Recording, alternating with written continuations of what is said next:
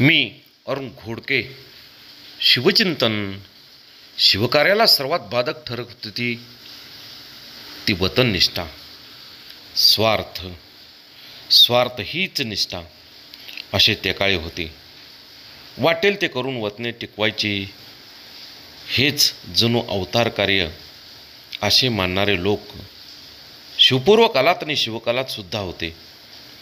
वतनदारीतील हे भयंकर विष शिवरायांनी पक्के ओळखले होते. म्हणूनच शक्य तेवढी वतने जप्त करत होते. शक्य तोवर नवीन वतने ते कोणाला सुद्धा देत नव्हते. सर्व वतनदार एकदम नामशेष करणे त्यांना इच्छा असूनही अशक्य होते. कारण हे सर्व असंतुष्ट आत्मे स्वार्थासाठी केव्हा फितरू करतील, बंड करतील याचा नेम नव्हता. त्यासाठी लोकांच्या मनाची प्रगती होणे अत्यंत गरजेचे होते आणि शिवाजी महाराज तोच सातत्याने प्रयत्न करीत होते.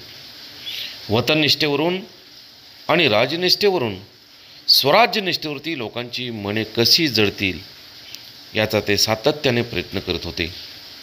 मराठींचे गोमटे करणारे हे महाराष्ट्र राज्य आपले आहे हे ते सातत्याने रयतेच्या मनावरती रुजवण्याचा प्रयत्न करत होते. बहुत काय बोलणे. राम, कृष्ण, हरी